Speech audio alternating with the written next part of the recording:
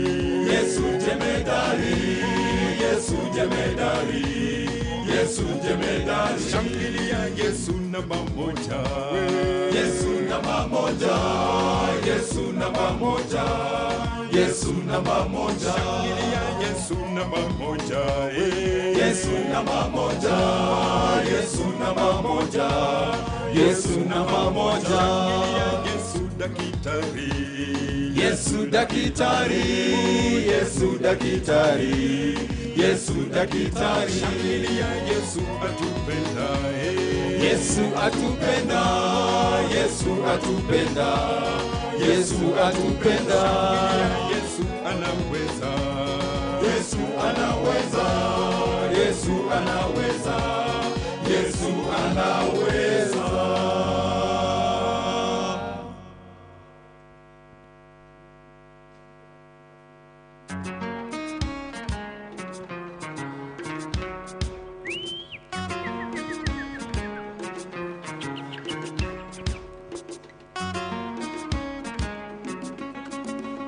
Safari wa safari ya bamba ni machero.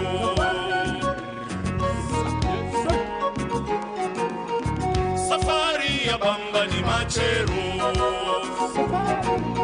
Safari ya bamba ni machero.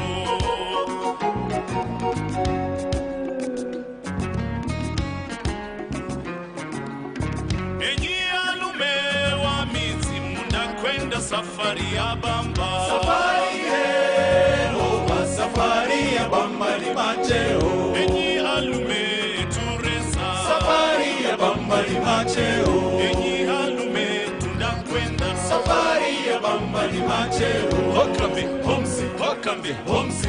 Ole, homsi, sheri mutiti, homsi. Hayawe, hokambi, homsi. Safari wa safari ya bamba ni machero. Safari wa safari ya bamba ni macheo. Safari ya bamba ni machero. Safari ya bamba ni macheo. Safari ya bamba ni machero. Safari ya bamba ni macheo.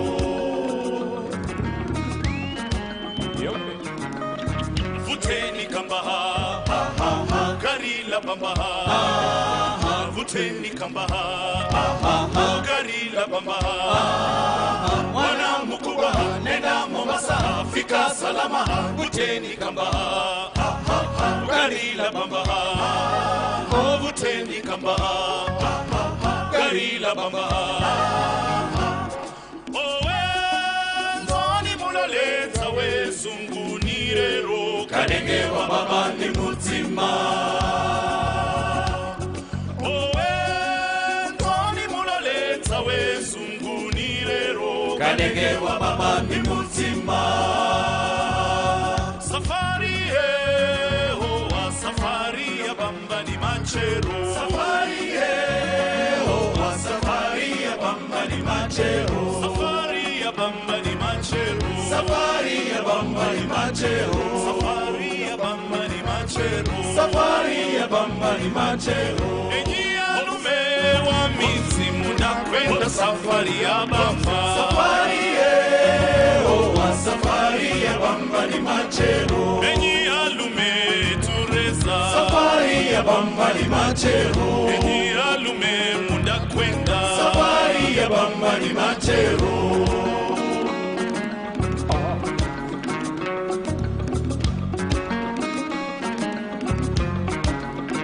Vuteni kamba gari la bamba.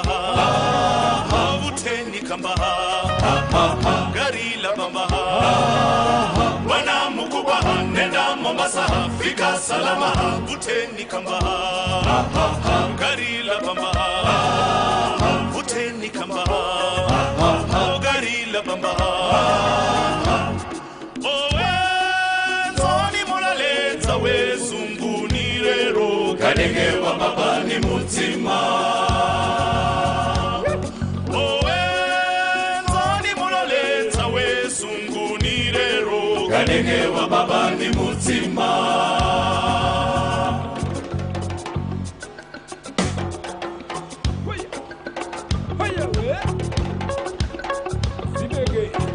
Suru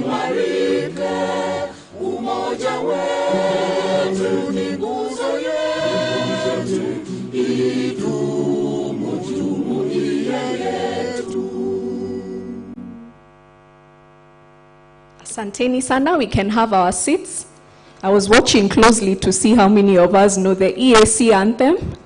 I'm happy to report that it's probably not happy, a bit sad, maybe around 10%, but at least your lips were moving. So we'll go right into the program. I'd like to welcome Madam Carol Nyambura, who's the Manager for Partnerships and Resource Mobilization for the NGOs Coordination Board, to give us a welcome remarks. Karibu sana.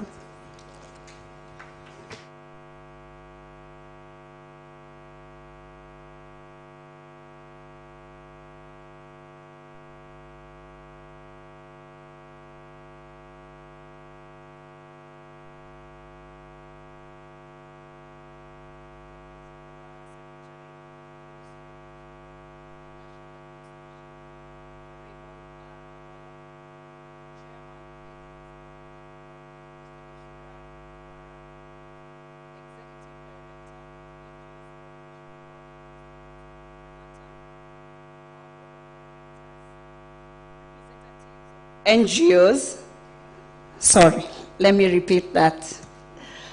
The Principal Secretary, Ministry of Interior and National Administration, Dr. Raymond Omolo.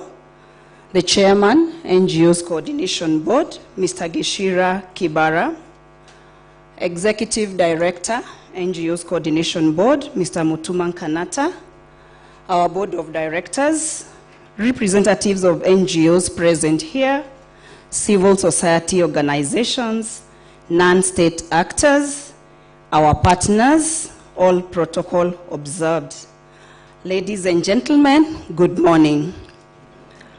The NGOs Coordination Board is greatly honored and delighted to have all of you here joining us to launch the NGOs Week 2023 and to launch our annual NGO sector report for the year 2021-2022.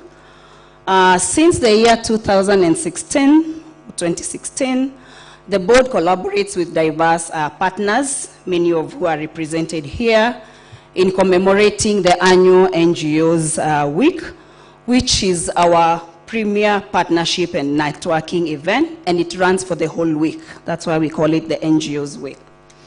The board, through the NGOs Week, seeks to inspire enhanced active engagement and involvement within NGOs. But most importantly, we seek through the NGOs Week to enhance synergy between the NGO sector, between other stakeholders, the private sector, and of course, because all of us are working towards the same goal in terms of attaining social and economic development for the country. Underlying the NGOs Week is the concept of celebrating, commemorating, and collaborating NGOs. The NGOs Week is a forum for knowledge and experience sharing, for raising awareness on the NGO sector, the impact it has, the work that it does in this country, and most importantly, the critical role that NGOs play in terms of being critical partners to government and enhancing development in this country. And most importantly, as I said, we also use the NGOs Week platform to ensure that there is synergy between the different stakeholders working towards attaining the national priorities in terms of development. So the NGOs Week 2023 is a culmination of enormous collaborative efforts with our esteemed partners, including Trocare, we have Shofco, we have Plan International, we have Compassion International, Kenya Good Neighbors, Action Against Hunger, we have Dan Church Aid, Christian Aid, Act Kenya Forum, Fin Church Aid, World Vision, Brook East Africa, Stanbic Bank, Cooperative Bank, Family Bank, and Absa Bank, amongst many others.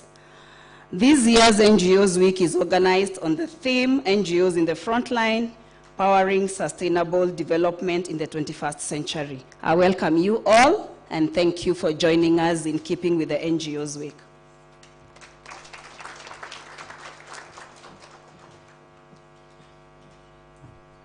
Thank you, Madam Carol. So we'll go right to the next speaker. And as we go to the next speaker, I'd just like to reiterate what Carol has said, that this week really is about celebrating and commemorating the collaboration that we have within the NGO space. And as she said, the theme is NGOs at the frontline, powering sustainable development in the 21st century.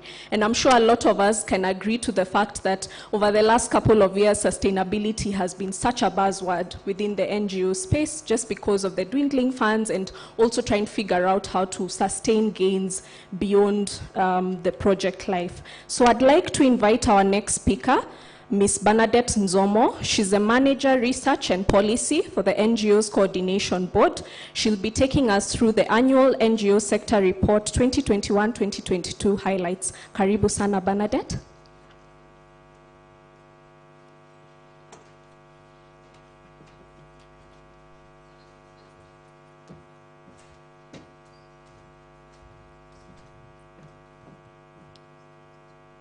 Thank you, Nyawera. Principal Secretary, State Department of Internal Security and National Administration, Dr. Raymond Omolo. Chairman, NGO Coordination Board, Mr. Geshira Kibara. The Executive Director, NGO Coordination Board, Mr. Mutuma Kanata. Board members present, NGO Coordination Board. NGOs representatives present today, government officials, non-state actors, all protocol observed. Ladies and gentlemen, good morning. My name is Bernadette Nzomo, Manager Research and Policy, NGO Coordination Board.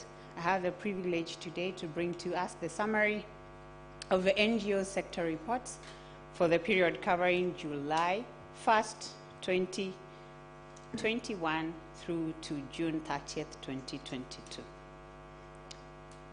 NGO Coordination Board is a state corporation mandated with the registration, facilitation, coordination, regulation of all the activities of non-governmental organizations and advising the government on the role and the impact of NGOs in the national development agenda. We have specific activities, among them, or specific mandate among them is facilitating and ensuring there is a coordination of the functions of NGO within the nation, and maintaining an active register of all the registered NGOs, among others. I wish to note that there has been an additional function to the NGOs board under the first schedule of the Proceeds of Crime and Anti-Money Laundering Act of 2009, whereby the NGO Coordination Board has been listed as one of the supervisory authorities and is supposed to report to the Financial Reporting Center any activities that could be an aspect of illicit financial flow and the vulnerability of the sector to that abuse. And on the same note, just to note that currently the NGO Coordination Board with other key stakeholders, we are carrying out a risk assessment to ascertain the vulnerability of the NGO sector, and specifically not only the NGOs and under the NGO Coordination Board, all the non-profit organizations registered within the different regimes to ascertain the vulnerability of a sector to illicit financial flow abuse. During the development of a report, we considered two different sources of data. The internally generated data, which we get from our annual report, the official Form 14, available in our website. Audited financial statements submitted by the respective NGOs, and this is the NGOs who spend above $1 million in the financial year. They are mandated to submit audited financial reports for the ending period. And then also the other official document that we utilized during the development of the report was the Form 3, which is the registration of new NGOs. Externally, data that we gathered, we carried interviews with the relevant NGOs out of a selected sample and carried out data from via phone interviews. During the year ending June 30th, 2022, we registered a total of 272 NGOs. 217 of them were national, while 55 were international. And we have a summary of how the registration has been over the years. And we can see there's a time we had the lowest number of registration in a year, but every year we continue to register NGOs. Cumulatively, since 2013 to 2022, we registered 12,162 NGOs as at 30th June 2022. And the amount of money receipted in the year, want to report to us, the NGO reported to have received 175.9 billion. And this is a growth of 26.9% from last year's amount of monies receipted, which was 138.6 billion. I also want to bring to our attention that out of the registered NGOs, the report was from 3,005 NGOs who filed a return during that period. It is equally important to note that the main source of fund during the year were from affiliates of NGOs at 28.8%, followed by foreign government agencies, NGOs, CBOs, foundation and trusts at 26.6% and 24.8%. And we've traveled a road journey for where we've come. And we can see we've received amounts of 142.6 billion in the year ending June 30, 2015. And currently, the year ending June 2022, 30th, we have received an amount of money, 175.9 billion. We also want to discuss or have a conversation about how the money has been spent. And before we even dive into that, we are just wanting to give us the amounts, how they have been receipted from different organizations. And I'll just go to the comparative fund received per jurisdiction. You will see Kenya, the amounts of money receipted. Though we have registered a slight growth, the comparative funds received per jurisdiction, while other countries, there's still a bigger proportion of the amounts of money receipted from other countries. And also, we have an amount which we are saying is still, people did not specify the sources where the amounts of money is coming from. So moving on to other issues of NGOs, and I also want to discuss that affiliates of NGOs were the highest. Then also the continent where the amount of money came from, we have Africa being number 3 at 17.0%, and then North America leading at 48.3%, and Europe as well following at 32.6%. That is a conversation we were having on the jurisdictions and how the amounts of money came. And Kenya, you can see where we are. And Kenya, we are such a generous organization. We had a growth of 5 billion the year ending June 2022. I think it's also equally important to say how the money were utilized. It is important for us to note as well that we spend, the NGOs who reported in the year ending June 2022 stated that they spent a total of 185.5 billion. It's a 5% increase compared to last year's expenditure of 176 billion. 61% of the total amount spent were utilizing projects, 27% on staff, emoluments, administration costs at 10%, with also purchase of tangible assets posted at 2%. And that is a breakdown, a tabulation of a breakdown of the expenditure. It is also important to note that from last year the expenditure on project was at 58, and this year we have had a growth to 61.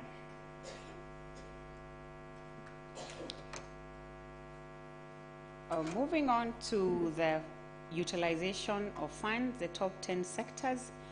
We appreciate health sector is the leading sector in the utilization of the funds received, followed by children sector and education sector. The top 10 sector constitute 82.1% of the total amount of money spent, whereas the bulk of the other sectors carry the 17.9%. We have a list of the leading NGOs in the utilization of funds on projects. And number one, we have the Center for International Health Education and Biosafety, Kenya. And also we have the leading international NGOs in utilization of funds, as will be in our reports as well. And then I want to talk matters employment now, the sources of employment, which is actually key to our economy.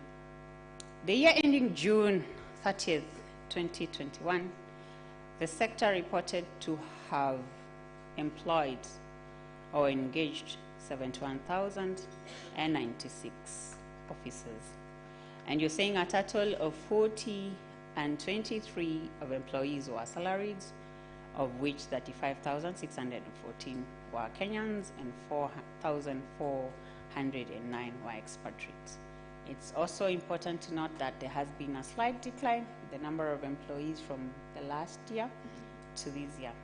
I want us to go to the macro environment of the economy and to see where the sector stands compared to the national GDP. And from the expenditure on the gross domestic product 2021 through 2022, published by the Kenya National Bureau of Statistics, we can see the final consumption expenditure by the non-profit institution serving household. At the year 2018, we are at 102 million. 2019, it's 102 billion actually. 2019, 107. 2020, which is a provision because the base was on 2018-2019, we can see we are at 112. And currently, 2022, we are at 103, that is billion. Comparing this as a proportion to the gross domestic product at market price, because market price is equally the same as the current price, we see NPI serving household, we are at 1% contribution to the economy.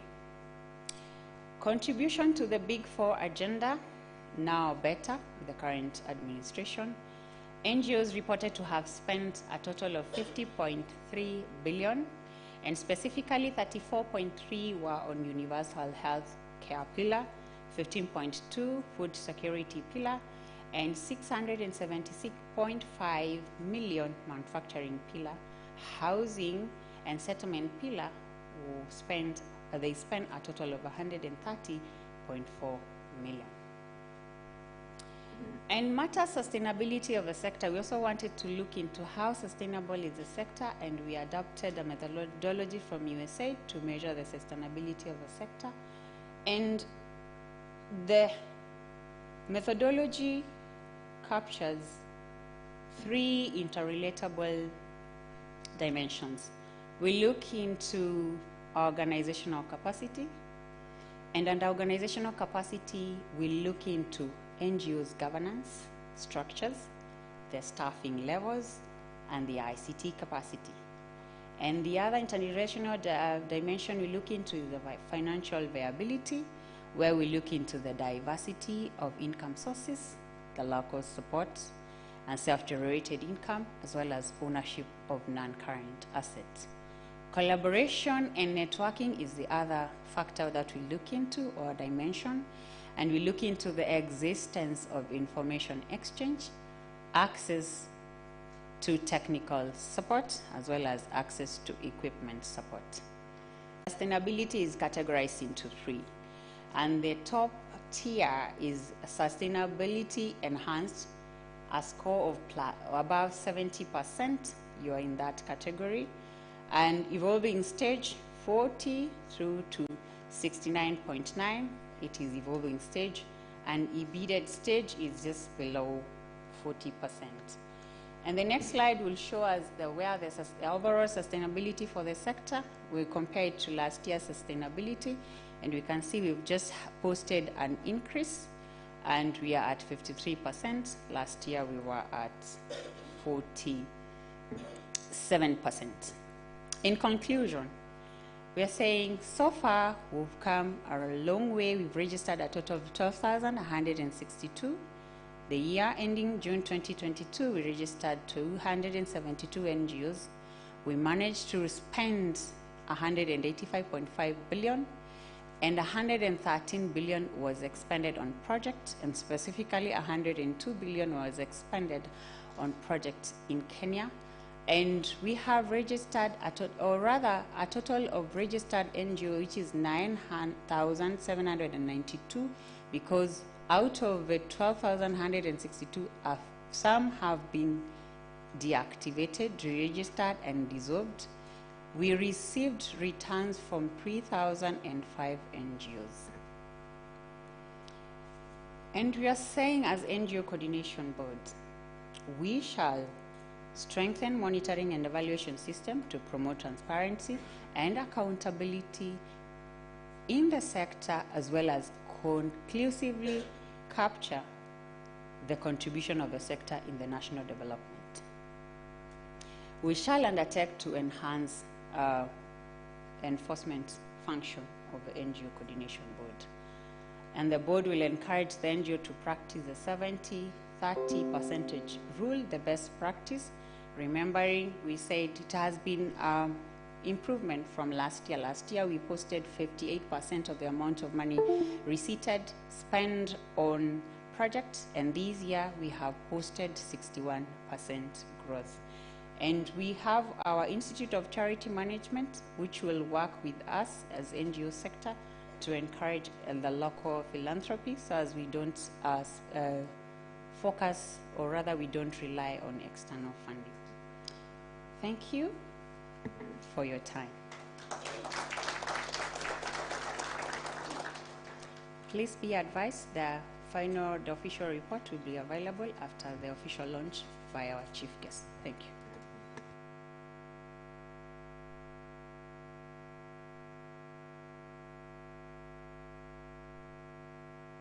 Thank you very much, Bernadette. I think we can give her a round of applause. She's done a great job in highlighting, quickly giving us highlights of what to expect in the report that we'll be launching. And as you can see, the NGO sector continues to grow steadily, so we'll be happy to share that report. And as she said, it will be available, copies of the report will be available on the website, so that's a downloadable copy. And I'd also like to encourage each and every one of you, please feel free to take some pictures. We are live on Citizen TV, take some pictures. If you've seen some highlights that have made you happy, tweet about it and tag the NGO Board Kenya at NGO Board Kenya on Twitter, and hashtags are very important these days. NGOs Week 2023. So we're going to move to the next section, which is some remarks from key stakeholders and representatives really from the NGO sector. And I'd like to start with the TROCARE representative, Mr. Michael Solis, to come in and give his remarks. Thank you very much. Good morning to everyone. It's a pleasure to be here, and just to acknowledge the deep gratitude to the Ministry of Interior and National Administration, the NGO Coordination Board, which is why we are all here today, to all of the fantastic civil society organizations, NGOs, INGOs. Welcome, and thank you for the opportunity to speak today. So I'm coming here from TROCARE. My name is Michael Solis, and I'm our Global Director for Partnership and Localization. But I also co-chair the Kenya Charter for Change Working Group, alongside Ahmed Ibrahim, who is the CEO of Arid Lands Development Focus. So I'm here today to talk a little bit around the topic of localization and how we can all support one another to advance this topic in the sector. So TROCRA, or TROCARE as we say in Kenya, retains a focus on advancing localization. And localization is all about shifting the power within the humanitarian and development sector. And there is an ongoing responsibility for international NGOs and other actors from the global north to be advancing this agenda, to promote a shifting of power within the sector. And we also require support from local and national actors to help hold us to account in this transformation of more equitable power sharing within the sector. Trokra's hub has played a role in advancing this discourse globally, advocating for change at different levels, and also contributing thought leadership, new models of funding, etc., that can help stimulate changes. And we've seen some promising signs in Kenya amongst the international NGOs, many of which are here today, which is great. Many international NGOs are working exclusively, either exclusively or in a hybrid manner, with local and national partners or civil society organizations, which is great to see. We know that there are many that do not, but there is an increasing push to work with more local and national organizations, not only in Kenya, but globally.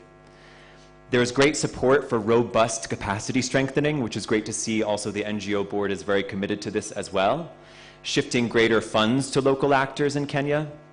And there's also recognition that local organizations in Kenya are very strong. They have numerous existing capacities, and they can and should be lead actors in terms of programmatic work, project-level governance, and decision-making. It's also great to see that certain funding opportunities, including recent funding opportunities from the European Union, prioritize local actors as lead agencies, which is great for localization. That said, there are some concerning signs that we see within the sector. So the most recent annual independent report of Grand Bargain signatories shows that in 2022, the volume of humanitarian funding to local and national actors has actually decreased in terms of percentages, from 1.8% of global funds reaching local and national actors directly, down from 2.3% in 2021 and 3.4% in 2020. So there has been a percentage decrease. The continued lack of progress against this target that the Grand Bargain sets of 25% of humanitarian funding reaching local actors as directly as possible poses a great risk for localization and also the legitimacy of the Grand Bargain. In Kenya, we see that there are still some international actors who are registering as local entities. And this is particularly worrying because it compromises the space for local actors, especially when international actors are competing with them for funding opportunities that are designated for local organizations. So it's something for all of us to be mindful of, whether we're an international organization, national organization, or also from the government of Kenya, to be aware of this tendency that happens not only in Kenya, but also in other countries. A commitment to transparency is important, and it was great to see the level of transparency in the presentation shared by the NGO Coordination Board, but that there are still challenges in terms of following up on reports and being transparent. And this is something that we all have to commit to. In a recent survey that Trokra and the Charter for Change is still conducting with INGOs in the sector, we received 23 responses from INGOs, which is a good sample. However, we know that this is well below the number of INGOs that operate in Kenya. So for us to get an understanding of localization trends in the country, it does require more participation and greater transparency. And this should not be limited only to agencies that have signed onto core commitments like the Grand Bargain, the Charter for Change, or the Pledge for Change. It's a sector-wide commitment. We know that many agencies, international agencies, are in the process of developing equitable policies on sharing indirect costs with local and national actors, which is a really important topic. But what we've seen from our recent our survey is that most INGOs don't have such policies in place at the moment. We will be having an event at the end of the month with donors and UN agencies with the goal of advocating for increased, more equitable policies around sharing indirect costs or overhead costs with local and national actors to support their sustainability. And for donors, I'm not sure if we have any donor agencies in the room today, but the big elephant in the room continues to be risk. And what we're advocating for in the Charter for Change is for donors to fund courageously and to shift away from the narrative that it is somehow more risky to be working with and through local and national actors. There is an expectation and I think an onus or burden on local organizations to demonstrate accountability and also to not give others who might be critics of localization an excuse for localization to fail. The Kenya Charter for Change Working Group exists. It's very active. We have nearly 80 agencies in Kenya that have either signed or endorsed the Charter for Change, which outlines commitments to localization. You can learn all about it at the booth outside later today. And this is a really robust group of agencies that are helping to advance the localization agenda in Kenya. Kenya is also very well represented at various levels, including in a global advocacy group and also as a chair of the Global Capacity Strengthening Group within the Charter for Change. Members of Kenya's Charter for Change Working Group have also represented this working group internationally at different events like COP27, at the African Humanitarian Summit, and also at the European Humanitarian Forum. So Kenya is well represented in many of these spaces. This working group is exploring different ways of advancing localization going forward, including the establishment of a localization framework in Kenya, working closely with local authorities and international and local agencies. We're also looking at possibly setting up a national reference group linked to the Grand Bargain's third phase of work, which will more effectively link the work of the Grand Bargain globally, specifically with what's happening in Kenya, and commit UN agencies, NGOs, national NGOs, the Red Cross and Red Crescent to upholding the localization principles enshrined within the Grand Bargain.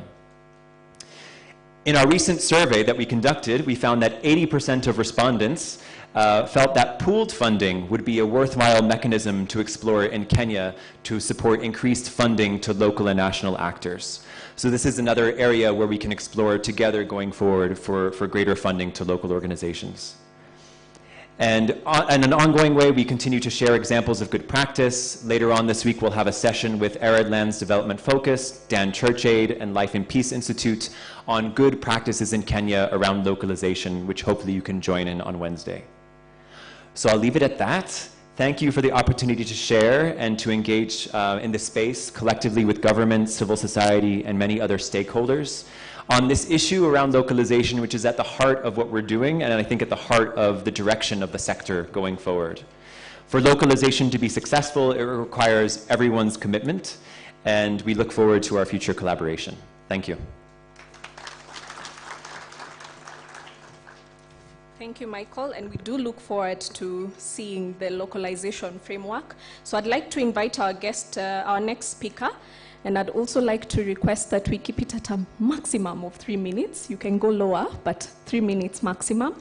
So I'd like to invite the SHOFCO representative, that's Madam Margaret Ochieng. Karibu sana.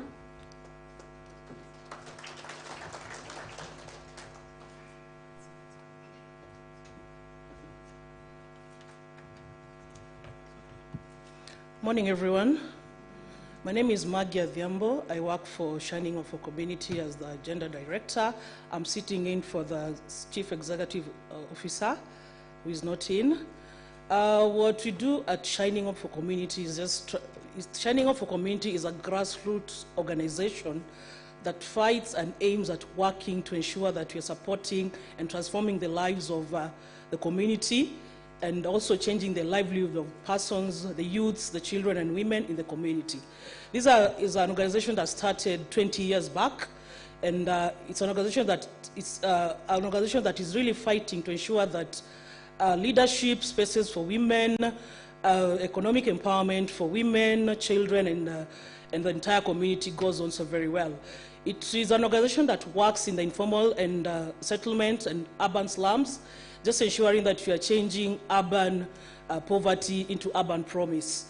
For more information, we'll get to have more information from our booths, where we are having different programs that we run. We have 7 programs in Shining of a Community. That is the agenda. We have WASH program.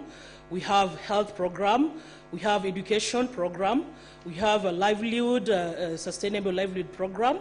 We also have the libraries program that we have in our organization. So for more information and more, if you get to learn more about SHOFCO, just get to our booths there.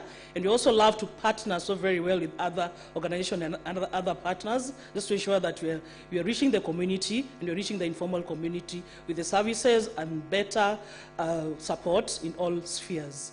So I think there'll be a clip just running down. I don't know if it's...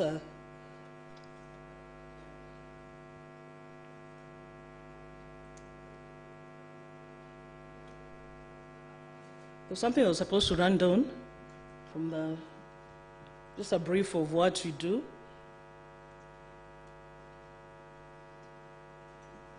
I don't know if it's ready.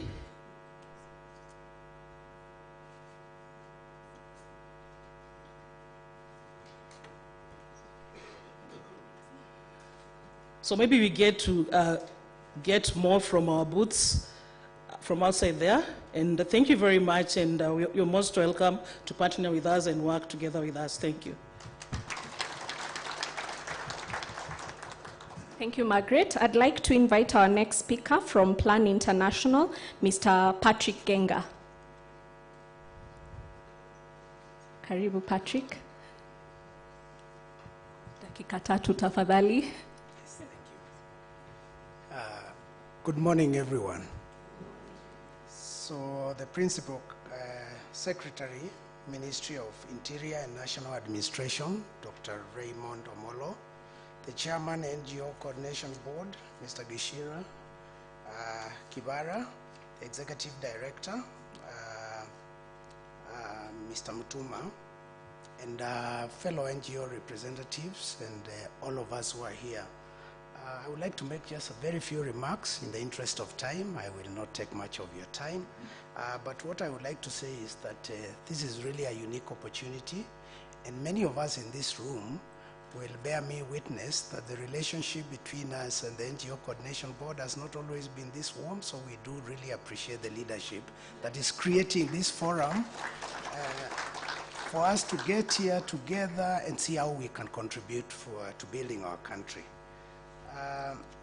Plan has been working in Kenya for 40 years, and our work is around children's rights and advancing girls' rights. Currently, of course, in view of the drought, we are concentrating on school feeding programs, which we have noticed are keeping school children in school, and it's really one of our flagship initiatives taking place in Kwale, Kilifi, Tana River, and Tharaka Nithi and Machakos. We as an organization recognize the value of powerful partnerships and acknowledge that we are stronger when we work together. And really, that's the core of this forum today. In 2022, last year, we launched a new 5-year strategy, which is about ending teenage pregnancies and all forms of violence against girls. And what our research found was that 98% of girls who get pregnant are not in school. And we see this as a big challenge as a country that we need to address. And that's a big focus for us. We are aiming to reach over 2.75 million children and young people. And the focus is on girls for obvious reasons to us. And so that we want them to own their agency and be able to thrive in their own. So we work in a way that really empowers young people to take charge of their lives. We in the NGO world, and even in government in the world we are today, of course the nature of our partnerships is increasing and getting more complex. And as that happens, I think it's the more important for us to have forums like this where we can share experiences, exchange learnings, and for that, I think this event is a perfect forum. Like the song that was the theme song for the World Cup, those of you who are soccer fans, we are better together, just to quote that song. Thank you very much, and look forward to seeing you at our booth where you can see a lot more of what we are doing. Thank you. Asante sana, Patrick. I'd like to invite our next speaker, the chair of the NGO Council, Mr. Stephen Cheboy. Karibu sana. Good morning. PS Dr. Raymond Omolo, our chair of the board, Gishira Kibara, ED, development partners present, NGOs, and other partners. Good morning again. My name is Stephen Cheboy, the Chair, National Council of NGOs, and this is a platform provided by the Act for NGOs to interact and share any issues of concern. Allow me, guest of honor, to ask our leadership present from the council to just stand up. If you are a member of the council or a leader, please stand up so that you are recognized. Kindly, all the leaders present so that the PS and other leaders, asante sana. Karibuni. As a council, we want to really appreciate the government and also the board for the support they have accorded to the NGOs in the country, both national and international. I want to assure you, PS, that our NGOs in this age and era are very disciplined. Initially, you have seen NGOs who are also doing wrong things, but I must tell you that our NGOs currently in Kenya and around the region are very disciplined. You don't currently find NGO doing anything that is not provided in the terms and conditions, attached to certificates of registration. And as you have heard from the report, our NGOs are really contributing to national development, and want to really appreciate the government for the support they have accorded the sector so far, as we also ask for more support, because currently our NGOs are struggling in terms of funding, in terms of resources, and as you have also realized, we get a lot of resources from outside sources, which should not be the case. I want to encourage the private sector that you also support our NGOs in their endeavors to support our communities so that we can be able to serve our country well. The resources side you have seen is just not even part of what we are saying we do as a nation. These are resources from outside. So assuming our government, which I think we are pushing, should allocate some resources to NGOs, even to start their operations, it will be good. So it's our bill, despite the fact that there are several challenges in terms of resources, that NGOs can also be given some seed funding to even start their operations. Many NGOs start and they get stuck before they move because of no resources. But they have very good agendas. But allow me also, sir, to appreciate international partners who have been supporting our NGOs.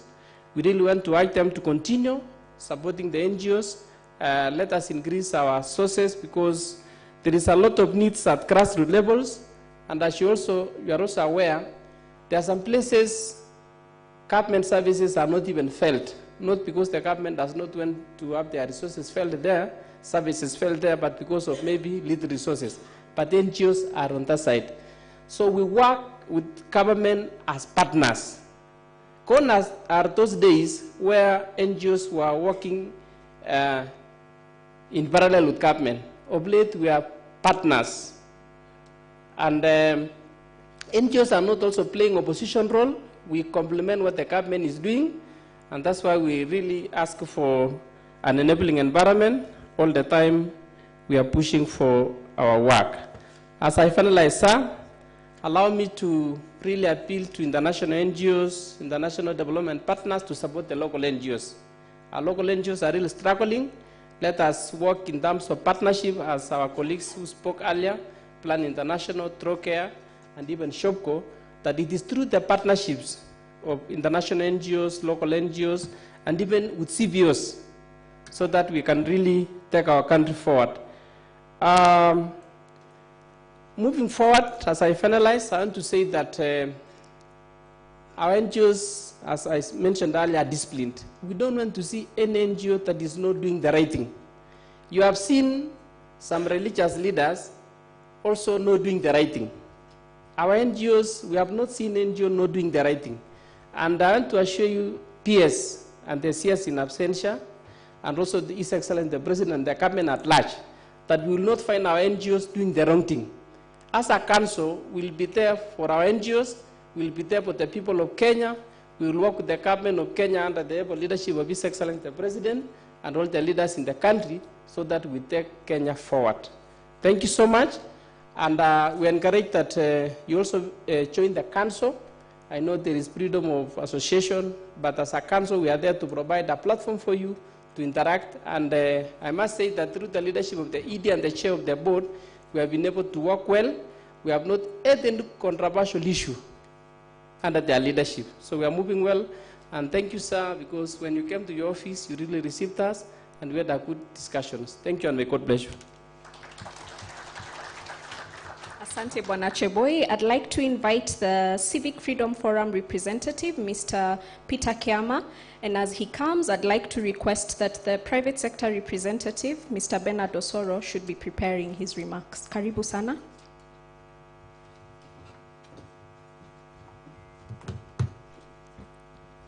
Thank you very much for this invitation. PS Internal Security, the chairperson of the board, the CEO, and the staff of the NGO Coordination Board, my colleagues, leaders from civil society, faith-based organizations, and movements, because I also conscious that we have movements in this room, in that space. This morning, I'm honored to stand before you and to speak with you, and I honored this invitation for several reasons. Number one, I'm here because I believe it is good manners to honor invitations by friends and comrades. Number two, I'm here because I believe that all of us must, as a matter of duty, defend our Constitution. And part of defending our Constitution is to support independent government institutions and other agencies within government to be able to deliver on their mandate, but also to protect their independence. And so I honor those in the NGO Coordination Board for their professional approach in the last few years, as highlighted by Patrick from Plan International. I haven't had occasion to or reason to come to your office to intervene on anything because my staff have had very good working relationships with your team at the NGO Coordination Board. PS, we feel honored by your presence here because this is like Christmas for us, or that one day in the year that we feel we need to celebrate. And so thanks for honoring this and honoring us by coming to celebrate with us. Thank you very much. And we hope that this continues during your tenure and it gets better and better. Allow me to just highlight one thing, and this is about the enabling environment for civil society. I am here representing the Civic Freedoms Forum as the chairperson of the board, but on a daily basis, I work at the Independent Medical Legal Unit, also known as IMLU. We work on security governance, and we look forward, we are really looking forward to the findings and recommendations of the task force on police and prisons reform, because we would like to support the implementation of those reforms as recommended. But let me go back to the enabling civic space. The delegates seated here from across the country, from faith-based organizations, movements, and NGOs, would like to request that you give us a small gift at this event. And that small gift is the gift of the Public Benefits Organization Act. If you could implement that for us during your tenure, we will celebrate you as one of the patriots out of the emerging jurisprudence within civil society and the NGO sector. We'd also would like to request PS kindly that as you reflect about this forum and as you leave us to continue, also maybe to invite us to a conversation about the emerging legislation at the county level that might seem to be maybe contradicting the NGO Act or impacting negatively on the NGO's operations at county level. In addition to the new law, the group, the Community Groups Registration Act, that we are having questions with regard to how does it relate to with the NGO, with the PBO Act. So we would be happy to have a conversation with you, a very objective conversation around that particular area, so that we move ahead with clarity on what is best legislation for this particular sector, and for us to be able to maximize our contribution. Thank you very much. As I finish, I would like to honor all those at the front lines, because I think that's the theme of this year, all those at the front lines, either in humanitarian work, like Plan and others, in very difficult environments in the north and other places, very security averse situations, but also our comrades who have died, who have paid the ultimate price for us to be a better country. Thank you very much. Asante sana, and also thank you for honoring the invitation. I'd like to invite Bernard Osoro, Mr. Bernard Osoro. And as he comes, I'd like to remind you of our hashtag NGOs Week 2023, and please remember to tag at NGO Board Kenya. And we're live on Citizen TV, that's important. Thank you very much. Bwana PS, Ministry of Interior and National Coordination, Dr. Raymond Omolo, Chair, NGO Coordination Board, Mr. Gishira Kibara, the Executive Director, NGO Board, Mutua Nkanata, the board members of NGO Board present, my fellow stakeholders, all protocol observed, ladies and gentlemen, good morning. Let me start by saying that, so the NGO Week serves to give us, serves as an opportunity for us to reflect upon the remarkable contributions of these organizations, as acknowledged, the immense impact on the lives of Kenyans. So as one of the key stakeholders, we actually have the privilege of working closely with several NGOs, and we've seen firsthand the transformative power of, as one of their partners, we actually firmly believe in the principle of cooperative values, which aligns with the ethos of the NGOs. We understand the importance of collaborative, collective. Through a partnership with the NGOs, I must say that we have witnessed remarkable outcomes that can be achieved when like-minded organizations come together to address the social and economic, together with the environmental challenges. Allow me to say that the NGO Week is a unique opportunity for us in terms of giving us a platform to showcase the successes or success stories resulting from the collaborative with the NGOs. It's an opportunity for us to highlight the innovative as well as the initiatives which are actually community-driven. Through the various events and seminars, I would say, and exhibitions, and we're here to support you in any way that you want us to support you. So in conclusion, to say as one of your financial partners, is to say that, let's celebrate the passion, dedication, and tireless efforts of NGOs in making a difference in the lives, the impact that can be achieved when organizations like us, the financial institutions, come together to support. During this week, let's not only celebrate the accomplishment of NGOs, but to also commit ourselves to support the endeavors. Let us pledge as financial partners, stable and inclusive, prosperous Kenya. Thank you.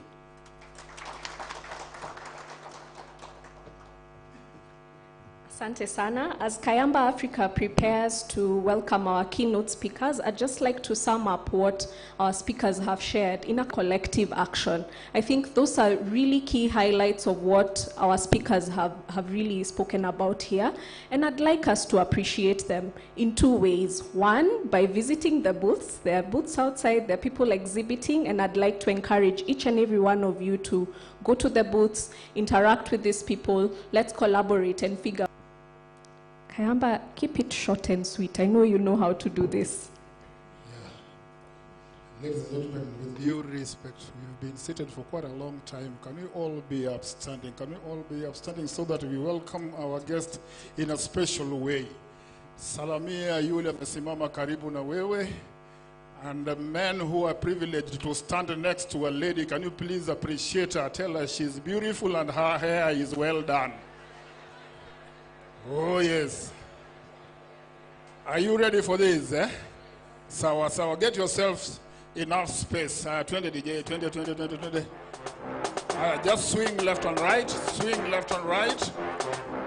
Swing left and right. Then fasten your belts.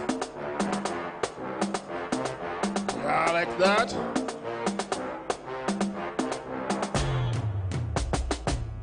Namara ya moko makwana go territory ku mere ano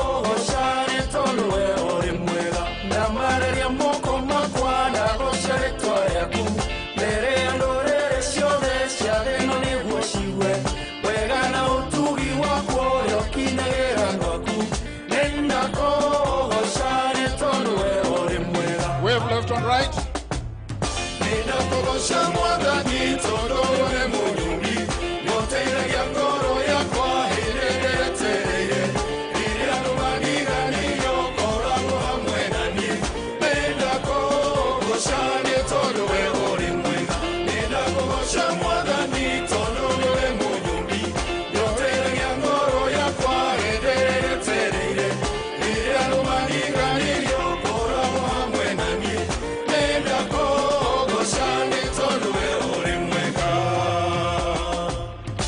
Quiero ni fura emwe durere harĩa kwenda agĩthurĩra kĩanda-inĩ kũrĩa onaga gwĩkwega ifura emwe akĩambata gatũre kĩrĩma-inĩ kĩmũrathima Quiero ni fura emwe durere harĩa kwenda agĩthurĩra kĩanda-inĩ kũrĩa onaga gwĩkwega Okay, hold your waist like this. Hold your waist. Atuende chini kwa chini. Chini kwa chini. Chini. Down. Down. Down. Down. Okay, go down. Go down. Wherever you are. Go down. Go down. I mean, hold your waist. Go down.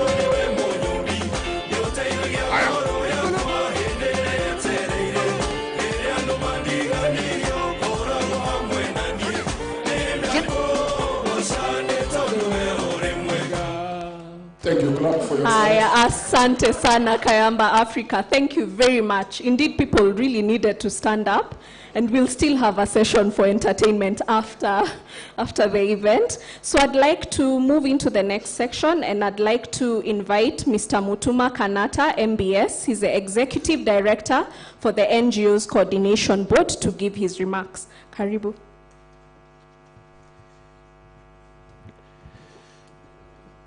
Thank you very much, the MC of the day, for the good job. The Principal Secretary, Ministry of Interior and National Administration, Dr. Raymond Moro, the Chairman of the Board, Gishira Kibara, board members present, representatives of various national and international NGOs, private sector members present, other government officials who are here, my colleagues at the NGO Coordination Board, ladies and gentlemen, good morning. It is with great pleasure and honor that once again I want to welcome you all today for this official launch of the NGO Week 2013 and the Annual Sector Report 2021-2022 here at KICC, Nairobi. I'm very grateful, Principal Secretary and the board members led by the chairman and all participants for gracing this annual event. The theme of this year's NGO Week, NGOs in the Frontline, Powering Sustainable Development in the 21st Century, perfectly captures the remarkable efforts and impact of NGOs. These organizations are not just engines of progress, they address the various complex challenges we face and promote development for all and in all parts of our country, including the marginalized areas. We have dedicated this week to celebrate the incredible contributions of non-governmental organizations.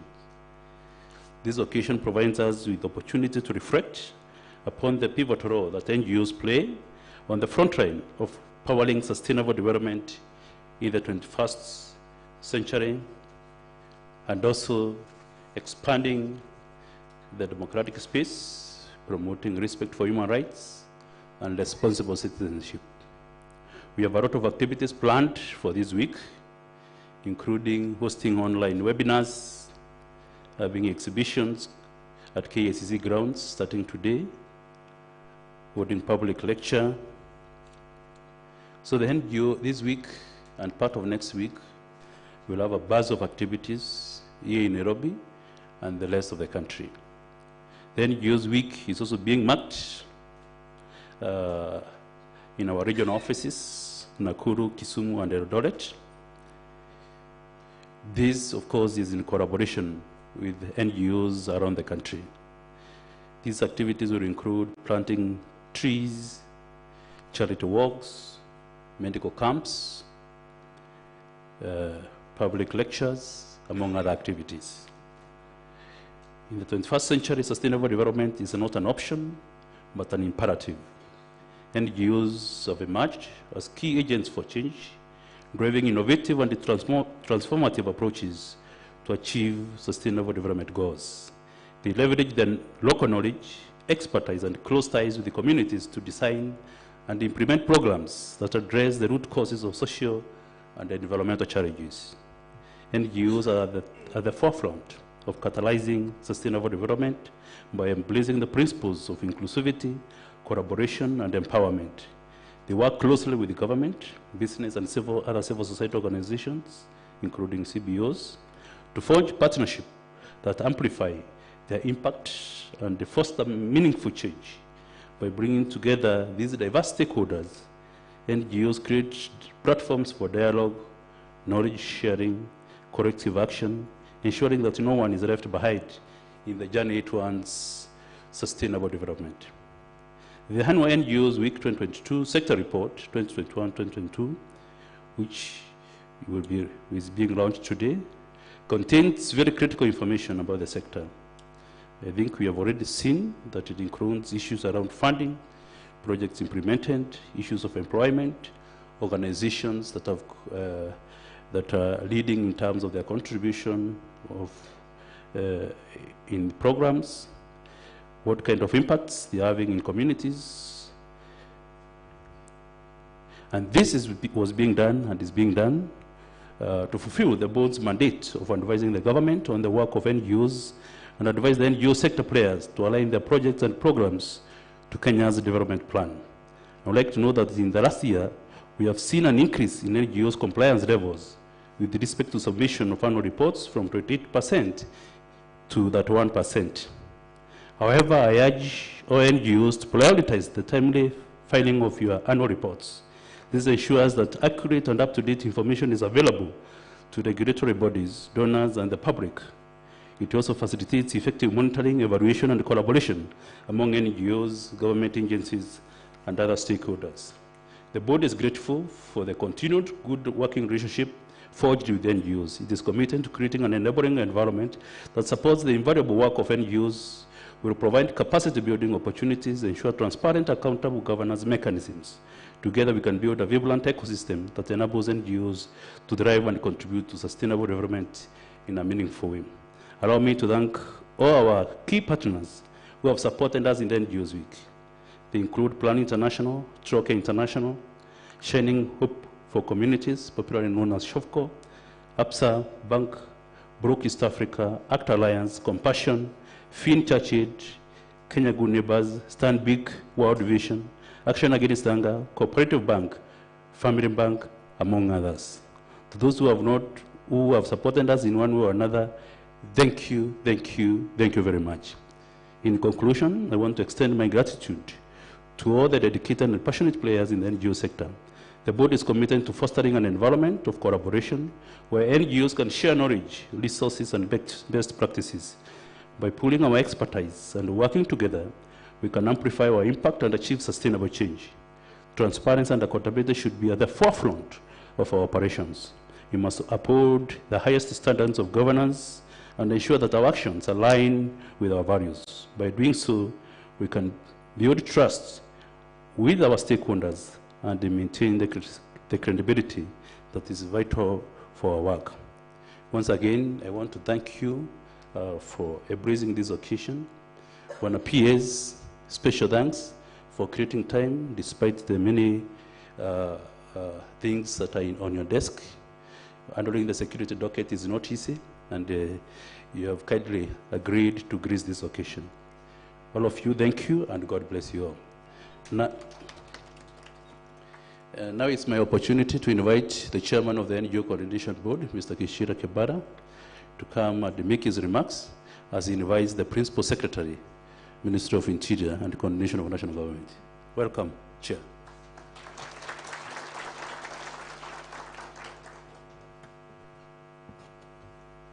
Thank you, Edie. Good morning, everyone. the Principal Secretary, Interior and Administration, Dr. Raymond Omolo, fellow board members, and I want the board members to stand so that they can introduce themselves. They can be given a mic, just say your name. The board members, please.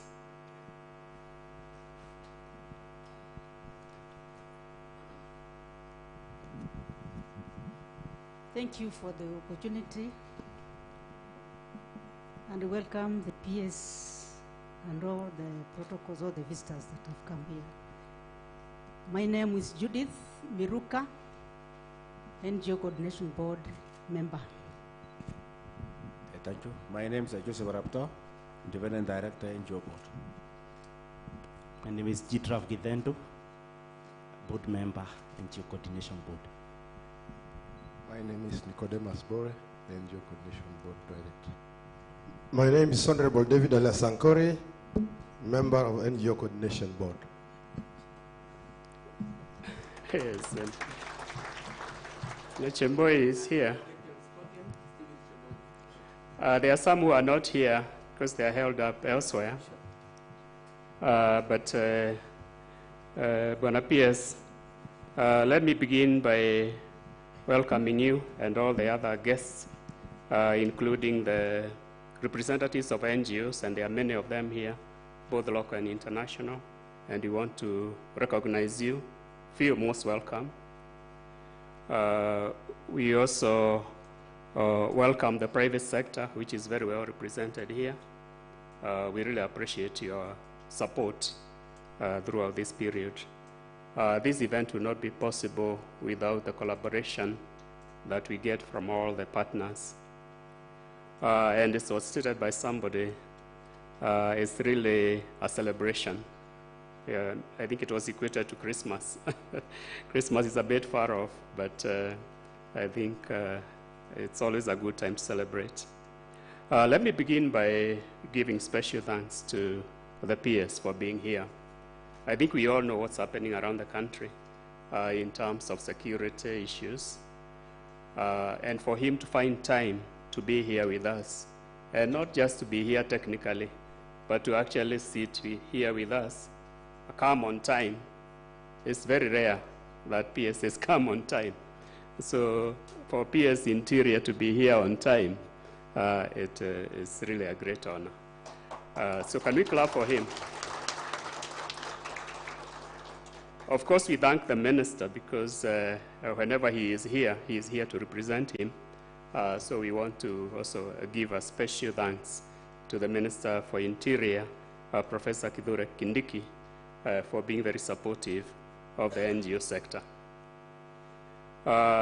Let me begin by saying that it's indeed a great pleasure to participate in the launch of the NGO Week 2023 and also the annual sector report for 2021-2022. This is the 5th annual NGO sector report, which presents the state of the NGO sector. It is indeed a very important milestone, particularly in the relationship between NGOs and the government. You know, there was a time there was quite a bit of tension, but we have been able to overcome that and build very good relationships with the government and other partners, including the international and local donors, and also the private sector, and the communities we work with, and that's what we are actually celebrating. As indicated earlier, the theme for this year is NGOs in the frontline, powering sustainable development in the 21st century. And this clearly captures the invaluable role played by NGOs in the efforts to create a better world.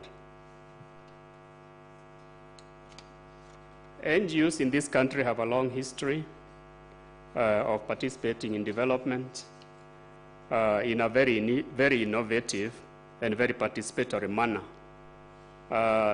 They supplement the efforts of government in a way no other sector can supplement the work of government.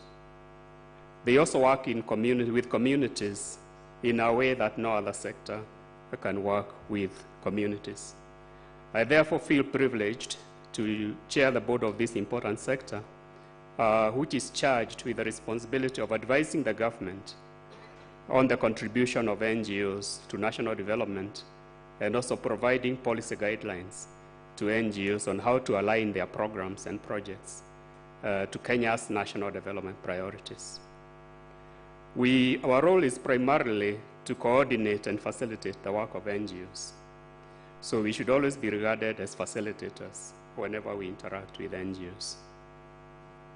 The purpose of this report is actually to highlight the important work done by NGOs so that it's not lost whenever we discuss national development.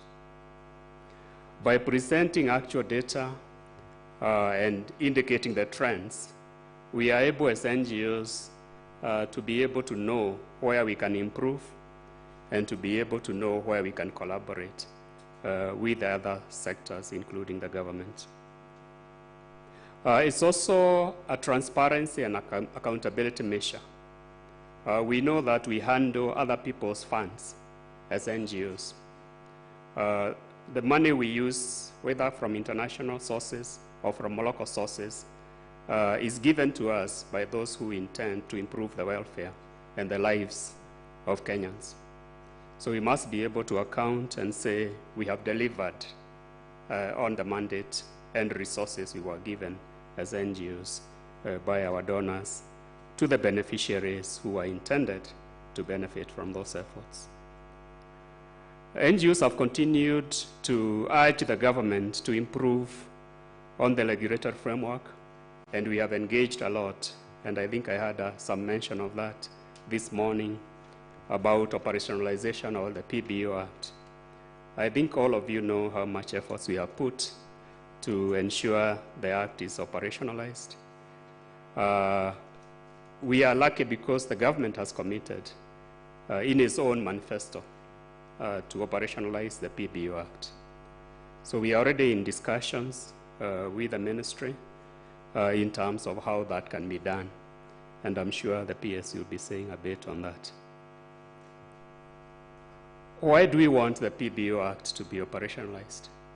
We want it to be operationalized so that we have a better framework for the work that we do, a modern, a robust framework within which we can carry out the development activities that we are known for as a sector.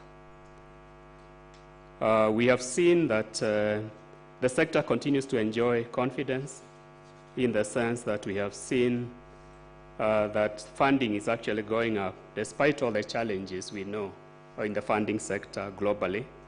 The Kenyan NGO sector is actually getting more funding from the report we have received. And that's very encouraging. It shows a lot of confidence. We must then justify that confidence by the actual delivery of services.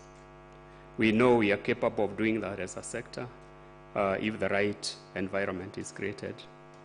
NGOs serve as the incubators of innovation and creativity. They harness the power of technology, embrace data-driven approaches, pioneer groundbreaking solutions that address emerging issues.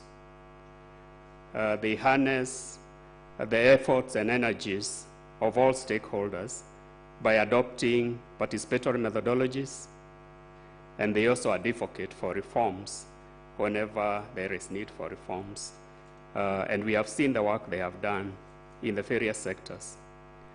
I want PS to report that the NGO sector is very aligned with government.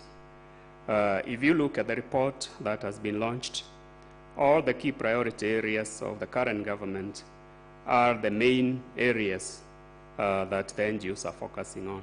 The issue of health, the issue of education, the issue of housing, the issue of drought and climate change. All these are areas that the NGOs are doing a lot of work. The same thing with relief and disaster management, and we have quite a bit of that in the current environment. So by supporting the NGO sector, we ensure that the government will succeed in its priority areas of development. So we are glad and we are honored by your presence here, PS, in that it's the most visible commitment, indication of commitment by the government to work with the sector. I want to invite you to join us as we go to the exhibition so that you can see what these people are doing. They are doing great work, mostly underreported, mostly underappreciated. And I want to encourage that government and the sector work together for the people of Kenya. With that, it is indeed my pleasure to invite the PS to address us. PS.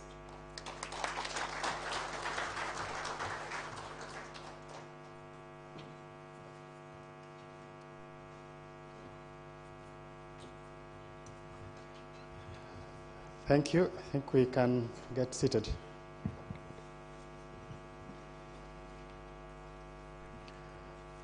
So thank you, Chair, Mr. Kibara, the Chair of the NGO Coordination Board, members of the board of the NGO Coordination Board and management, the Executive Director of the NGO Coordination Board, Mr. Mutuma, NGOs represented here, and development partners, ladies and gentlemen, good morning. Good morning once again.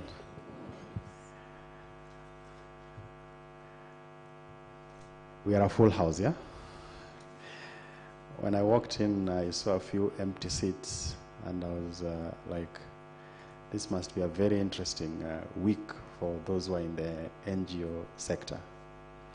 And indeed, it is, like one of the speakers has alluded to the fact that this is like a Christmas for those of you in the NGO world. And I'm looking at the attendance, I'm looking at the excitement in the faces of everybody. I have the advantage of that because we are seated on this side, so we're able to see more people than you can, because you are able to only see just a handful of us. It's quite a heartwarming experience, given that it's the first time we are having a conversation with you guys. Now, first of all, receive greetings from my CS, Professor Kindiki, who should have been with us here, but of course, because of the nature of the work we do, other people dictate our programs, so he's had to attend to something else at the coast. Now, for the NGO board, it's interesting because looking at their mission, and a number of things come to mind. One is to be able to regulate, to build capacity, but also to give policy advice to those within the PBO sector. And I'm certain that what we are doing today, and of course the rest of the week, speaks to that mission. So, ladies and gentlemen, I'm genuinely delighted to address this distinguished gathering, and it's such an honor to preside over the launch of the NGO Week 2023, and at the same time also the launch of the report of the NGO sector report for the year 2021-2022. It's the first time that I'm gracing this occasion, and the impression by the attendance is that we have a passionate and active stakeholders who have immensely contributed to the vibrancy of the sector within the country. NGOs have long been recognized as crucial actors in driving sustainable development, tirelessly working at the forefront to address pressing societal challenges They embody the spirit of compassion, dedication, and innovation, standing on the front lines of change to empower communities and shape a brighter future for all of us. And listening to a few of the presentations by some of your colleagues is just testament to all this. We acknowledge the important role you play in empowering the wheels of progress. We appreciate you as catalysts for change, advocating for social justice, championing human rights, and uplifting the most marginalized amongst us. Today, we celebrate and recognize your invaluable contributions to the positive change in our country. In this rapidly changing world, sustainable development has become an urgent necessity. We face complex global challenges such as poverty, inequality, and conflict, which require innovativeness and also the need to be comprehensive with the solutions that we offer. But as you are all aware, we cannot address challenges without nurturing our interdependence as partners. The government on one hand and yourselves on the other hand. We must join forces to drive social, economic, and political change, recognizing the immense potential of collaboration. And a lot of our political development as a country, or our democracy, to a larger extent, has also been, has benefited a lot from those of you within the NGO world. We must understand that our collective impact is greater than the sum of our individual efforts. This symbiotic relationship is a recipe for success. The report we are launching today indicates that you guys have spent in excess of 185 billion in the last financial year, with 118 spent on various projects and programs in the country. However, NGO prioritization of development projects in sectors such as health, education, welfare, agriculture, water, and sanitation is important. These initiatives should also be aligned with the government's priorities. Access to affordable credit for low-income earners in enterprise through what is now famously known as the Hustler Fund, and provision of safe, secure, and affordable housing in informal settlement are some of the sectors in the government's agenda that NGOs similarly need to plug in. And of course, there is already pay quite a bit of interest and attention too, because it's always critical that your work is aligned with what the priorities for the government of the day is. We likewise need stronger partnerships on tackling some of our most pressing security issues. And speaking from resolution of conflicts, which are mostly as a result of resource-based conflict and the effect of climate change that we are all dealing with or grappling with. For this, and the chair of the NGO Council has actually confirmed that we are all aligned, and we go by the rules of on the book. And as a government, again, the president is very clear that one of our key focus as a government is the need to respect the rule of law, as well as our independent institutions. Now, as government commits to ensure that that happens, you have to also meet your side of the bargain. So you do what you've signed up to do. And of course, where there is need for us to have conversations, then we must also be able to utilize existing channels to do so. And looking at the numbers, we are talking of excess of 12,000 NGOs.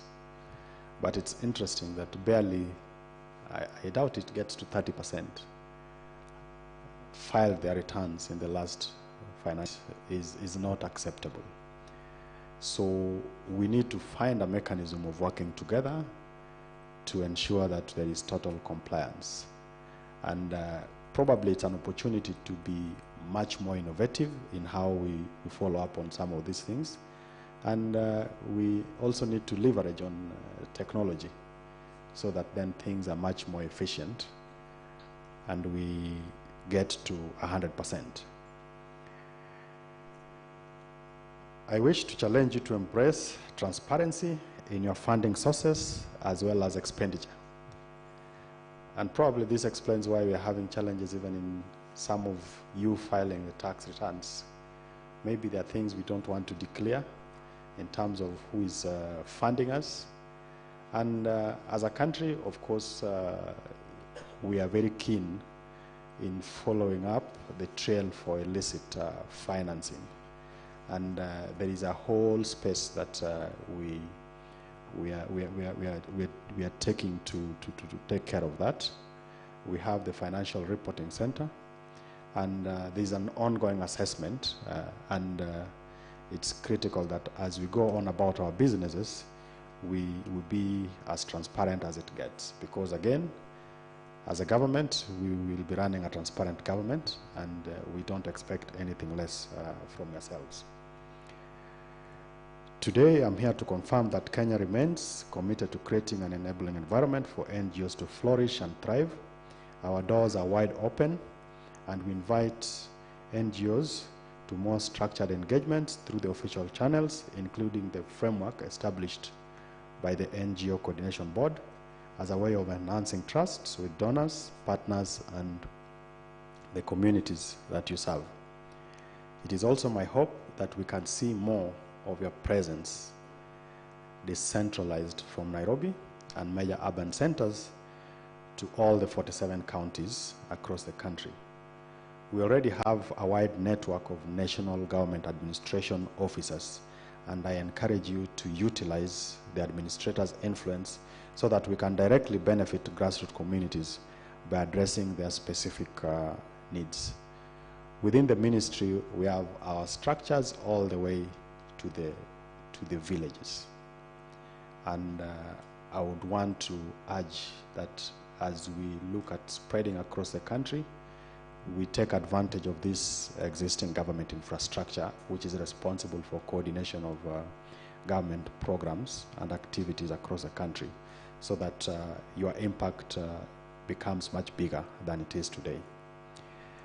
The ministry is genuinely determined to streamline this ecosystem of partnership and collaboration towards ensuring institutional accountability, transparency, and legitimacy.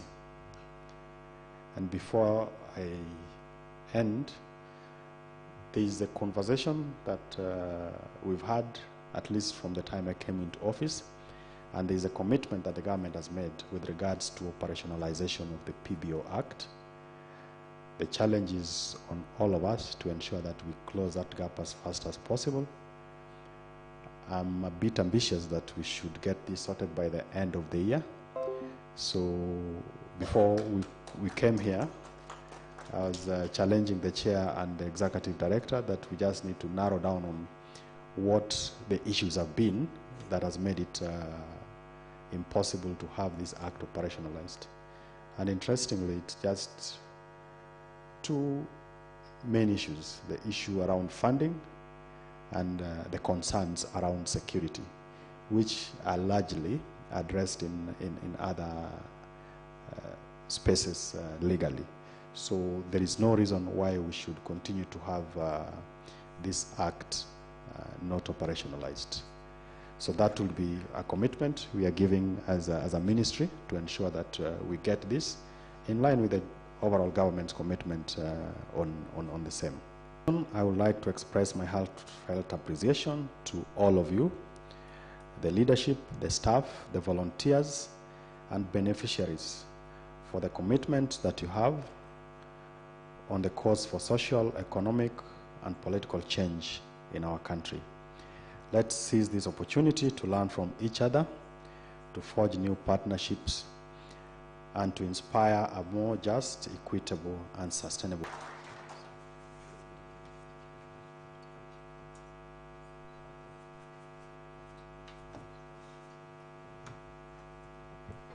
Thank you very much, PS. Can we do a louder clap than that? That was you know, we have a tradition of giving a few minutes for our guests of honor to respond to one or two burning issues from the audience, and I want to retain that good tradition. So the PS has agreed to take one or two questions or comments, but it must really be burning and very important so that it benefits everybody, not a personal loan request or something like that. Okay, so you'll take one or two. Just put up your hand, you say which organization. The government for have taken this initiative of the NGO Week. We appreciate that the NGO Week was the NGO Council, not NGO Board's week. It ought to have been our week. But due to our weak and poor mechanism, due to our continued, I'm saying continued, Mr. PS, because I don't trust how you are now going to give your position now, that when we are saying about self-regulatory framework, NGOs has got a self-regulatory framework. NGOs are supposed to be gazetted by you, Bwana PS, or you, Bwana CS. But when NGOs are being gazetted by my own self, Daddy, oh, surely we are lost. The other challenge you are having now in the NGO sector is quite challenging. Right now we have got a faction plus faction, a faction on a faction. Here we have a chairman who proposed now, who has been gazetted now.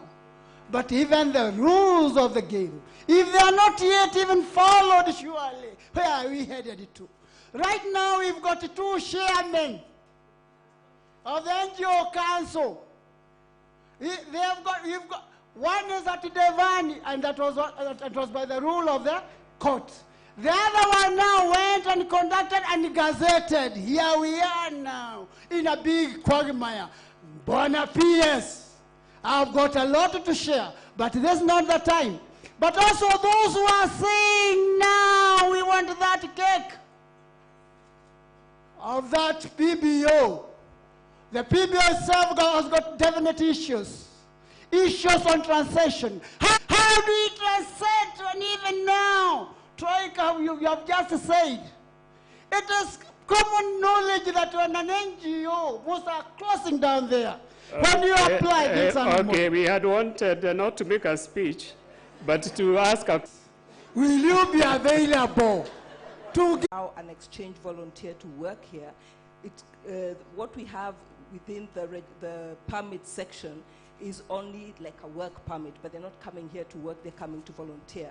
So I was wondering whether you'd actually look into volunteerism in terms of, since these are volunteers who are coming to give, that we'd have regulations that are easier on us in terms of the fees, because it becomes very hard having to pay 200,000 for somebody who's coming to volunteer and they're not coming to work. Okay, one last one on that, from that side. The gentleman at the corner there.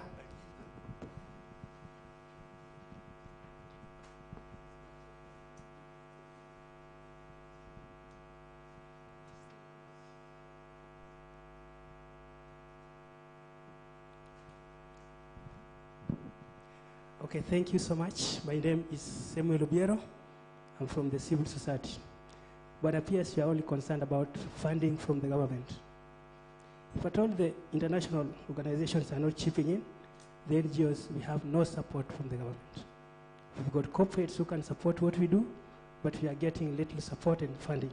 So I want you, PS, to really submit our request that in the next financial year, let there be an allocation for the NGO to enable us to operate, even if at all there's no funding from wherever.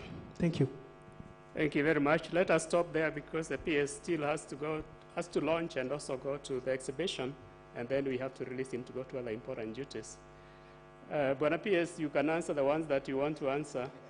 The others can be answered by the ED. Yes. Thank you, Chairman. I think there are probably just two questions, and the others were more or less comments. comments or concerns, not questions as such. First is, I think one of the biggest problem or tragedy we have in this country is that we tend to personalize things.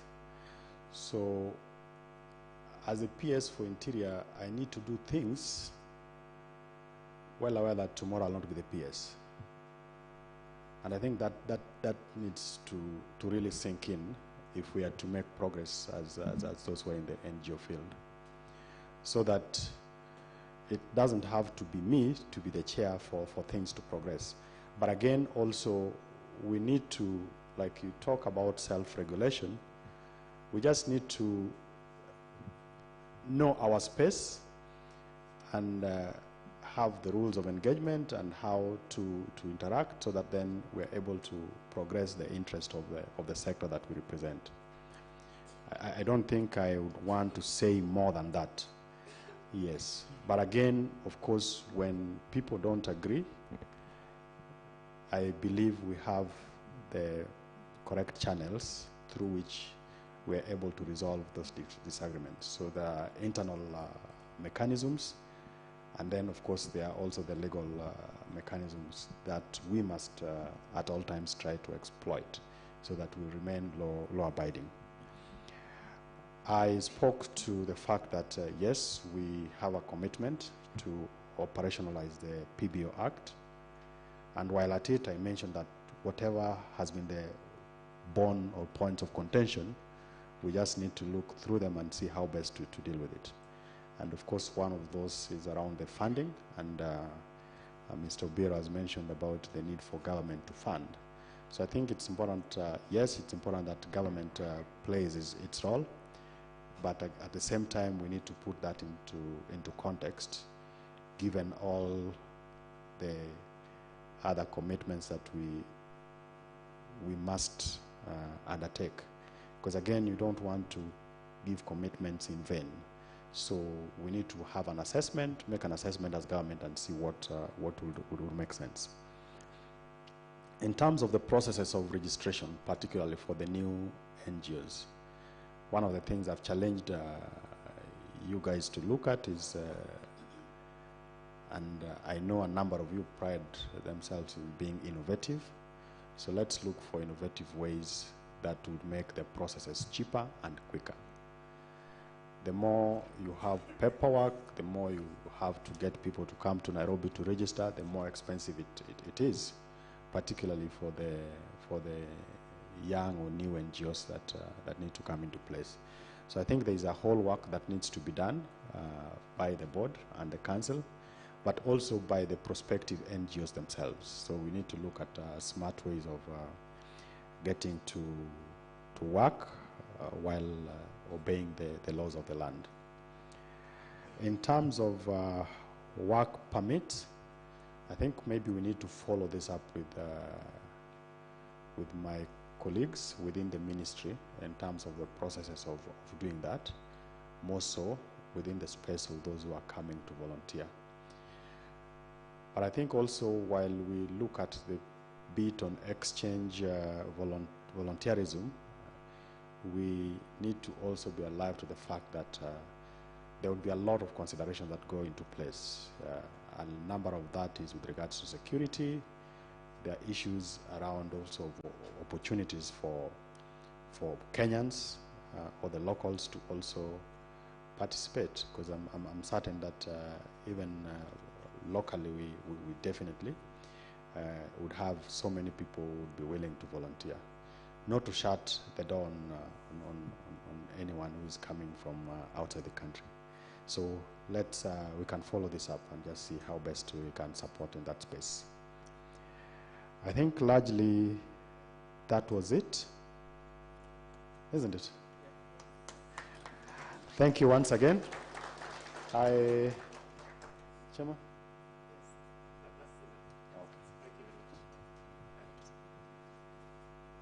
Thank you very much, PS.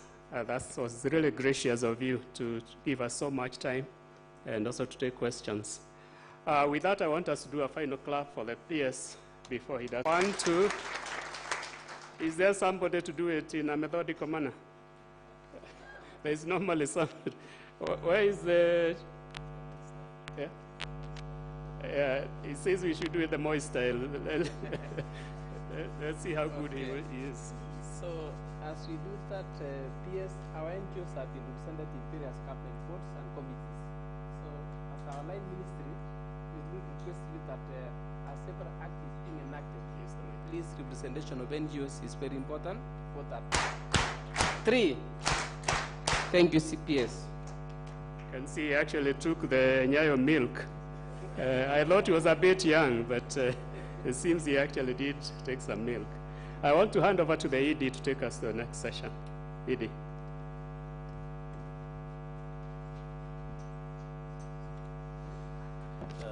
Thank you, Chair. We are going to the next session. I'll still invite our MC as she comes. Just to say that the board is finalizing the automation process.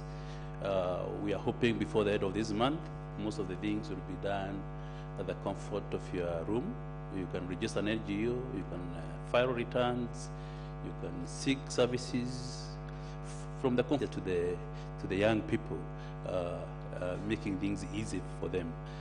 And lastly, the question of funding has been an issue to us.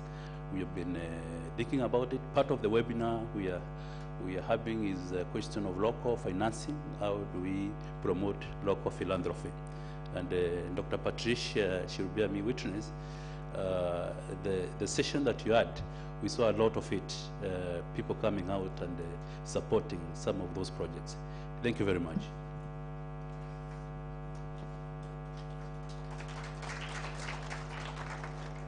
And now, the moment we've been waiting for, officially launching the NGO annual sector report.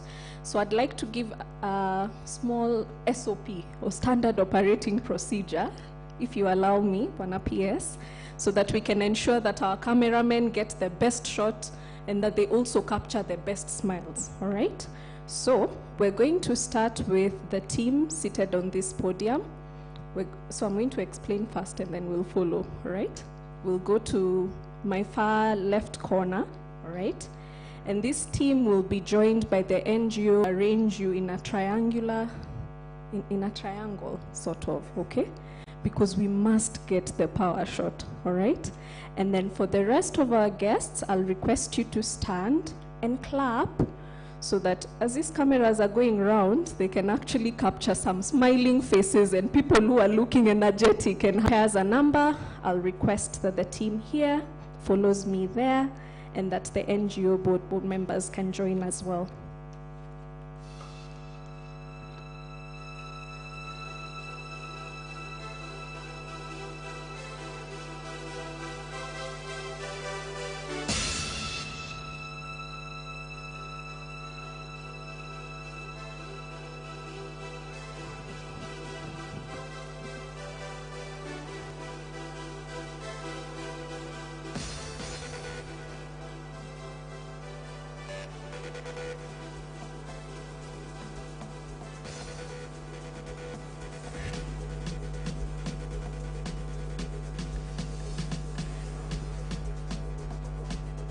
All right, so we're going to make a triangle. I'd like to request that the board members join so that I can ensure we are able to, yes. So we can make 2 lines just so that you can fit in the frame. So we can have a few to this side.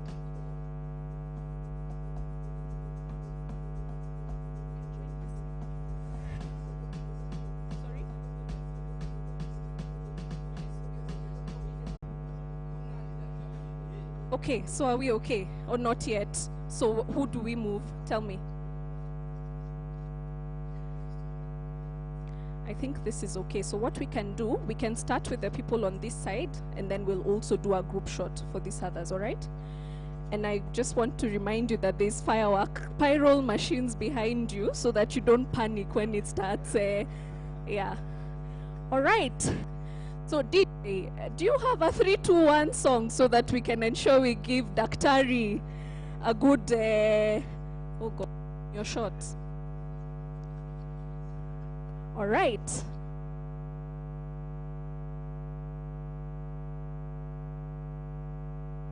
All right. So in 3, 2, 1. Makofi tafadhali.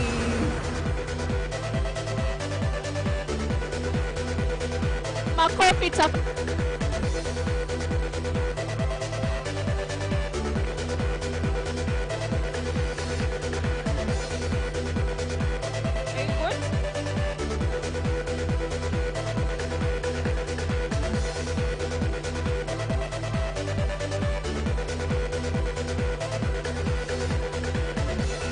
Asante DJ.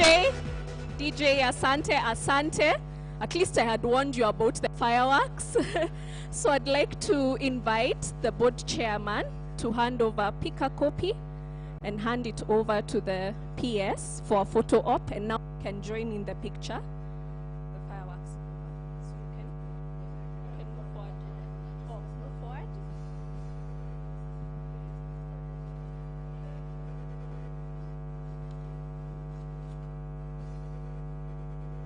Please.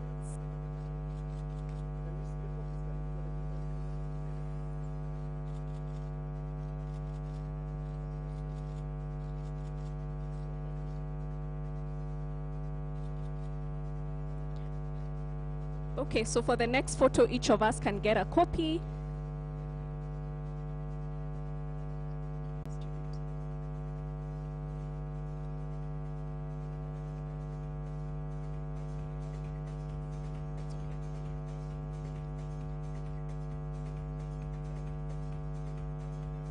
All right, SOP ni ile ile. We need some smiles, some nice bright smiles.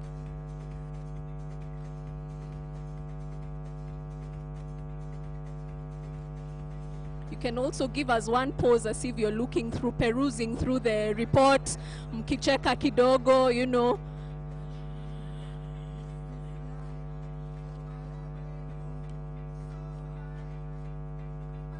Are we good? Great. Thank you very much for a job well done. I'd still want to request now the photographers to move aside so that we can allow the PS to go back to his seat for the vote of thanks, and then we'll invite you to join us for the exhibition.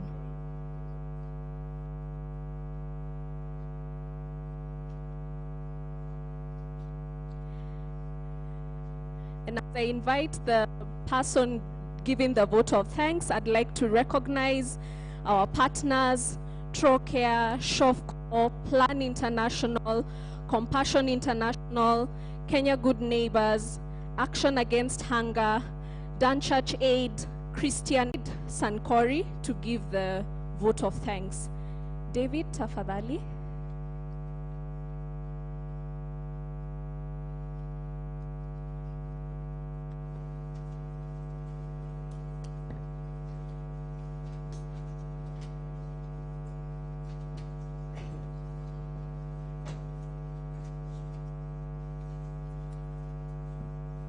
Good morning, everybody.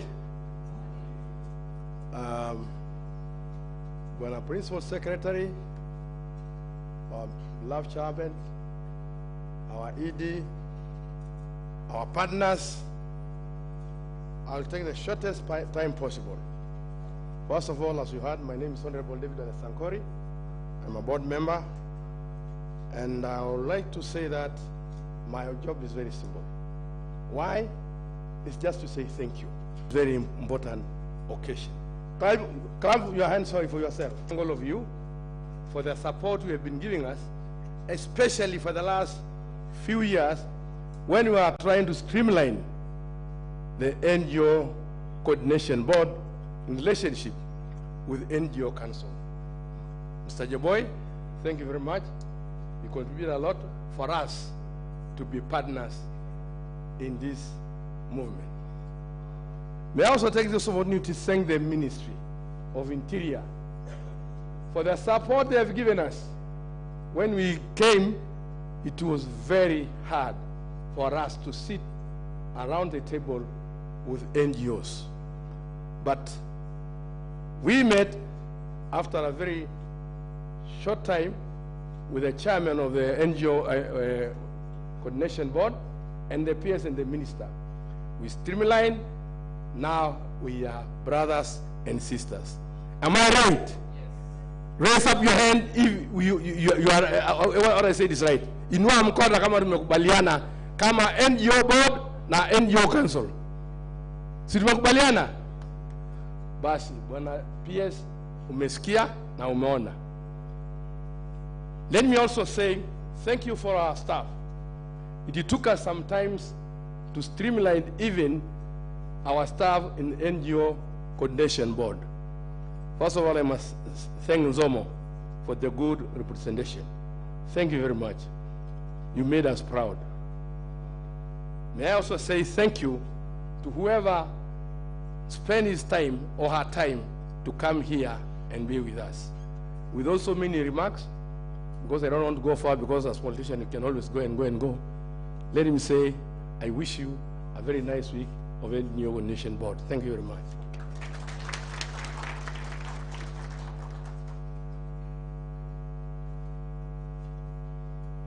Asante, Honorable. I'd like to now invite Nixon Seko to give us our closing prayer.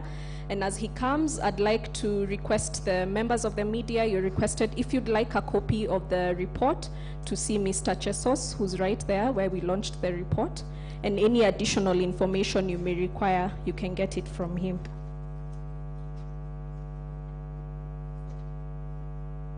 Let's rise up as we say a word of prayer.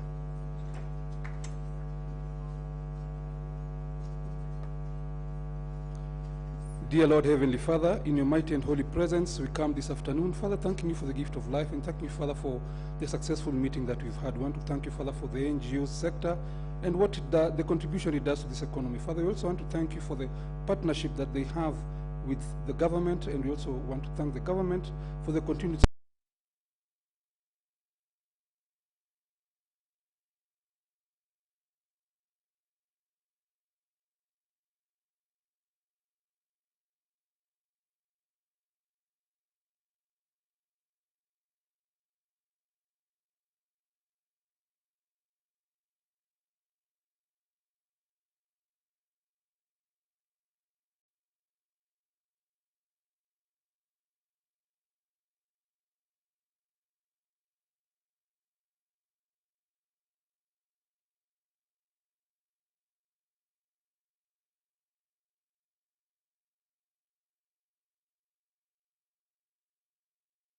exhibition site so that he can also have a chance to interact and mingle with the NGOs that are there.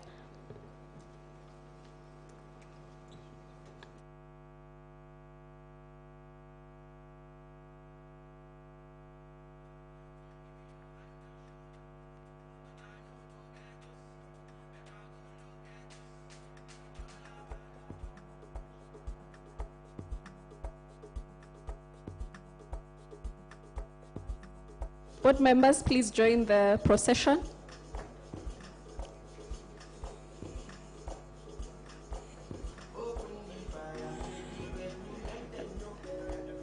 Okay, that doesn't sound like Kayamba Africa, but I guess it can do also. Thank you very much for coming. We truly appreciate, and remember to tag us, hashtag, and share. And also remember to download the copy of the NGO report on the website. Asanteni sana. I've been your host. My name is Nyawera Gekandi, and I'm happy. Thank you.